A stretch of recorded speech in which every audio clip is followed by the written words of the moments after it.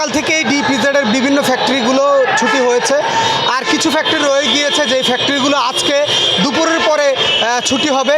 সেই পোশাক কারখানার যেই শ্রমিকরা রয়েছে তারা নারীর টানে বাড়ি যাওয়ার জন্য যারা অবস্থান করছে তাদেরকে যদি আমি একটু দেখানোর চেষ্টা করি, সড়কের মাঝে তারা কিন্তু এখন রয়েছে। তারা তাদের আত্মীয় স্বজন এবং পরিজন নিয়ে তারা কিন্তু সড়কে অবস্থান করছে। তারা তাদের গ্রামের বাড়ির উদ্দেশ্যে যাবার জন্য তারা কিন্তু এখন এই সড়কের মাঝে কিন্তু অবস্থান নিয়েছে। আমি যদি বলি তাহলে গতকাল থেকেই কিন্তু এখানে সড়কে বিভিন্ন যাত্রীবাহী যে বাসগুলো ছিল, বাস আসছে এবং কি বাসে করে শ্রমিকরা যাচ্ছে। এছাড়াও আমরা দেখেছি যে ট্রাক ও অন্যান্য মাইক্রো বা অন্যান্য পরিবহনেও কিন্তু শ্রমিকরা তাদের দেশের বাড়ির উদ্দেশ্যে রওনা হচ্ছে, তারা যাচ্ছে।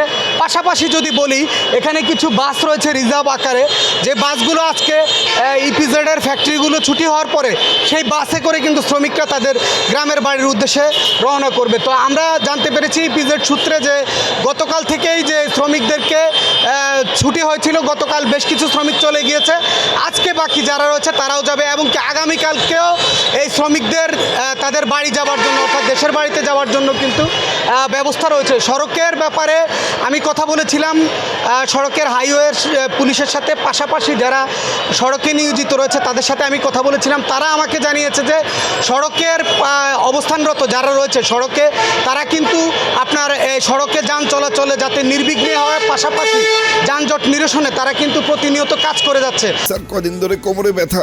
এসপি হাসপাতালে চলে যাও। এসপি হাসপাতাল, প্রতিভাদীপ্ত চিকিৎসক ডক্টর এস চক্রবর্তী, অপারেশনবিহীন হাঁটু, কোমর, প্যারালাইসিস সহ আন্তর্জাতিক মানের চিকিৎসা ও রোগ মুক্তির নিশ্চয়তা। এসপি হাসপাতাল অত্যাধুনিক চিকিৎসা সেবায় অতুলনীয়। পাশাপাশি সেনাবাহিনীও কিন্তু মাঠে রয়েছে, তারাও কিন্তু প্রতিটি গাড়ি যাতে নির্বিঘ্নে যাতায়াত করতে পারে, সড়কে যাতে গাড়ি চলতে পারে, যাতে কোনো ধরনের সমস্যা না হয় সেই জন্য কিন্তু তারা কাজ করে যাচ্ছে।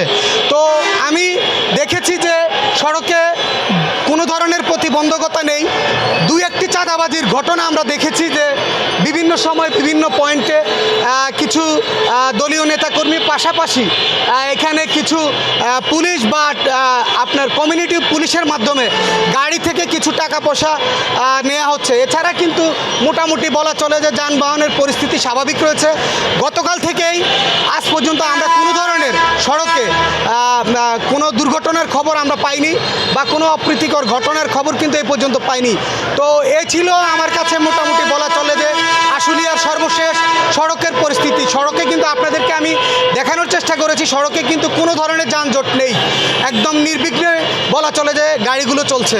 আমি নবীনগর চন্দ্রা মহাসড়কের যে অবস্থান সেই অবস্থানে কিন্তু আমি এখন রয়েছি। তো আমি দেখানোর চেষ্টা করেছি যে সড়কের সর্বশেষ পরিস্থিতি কী।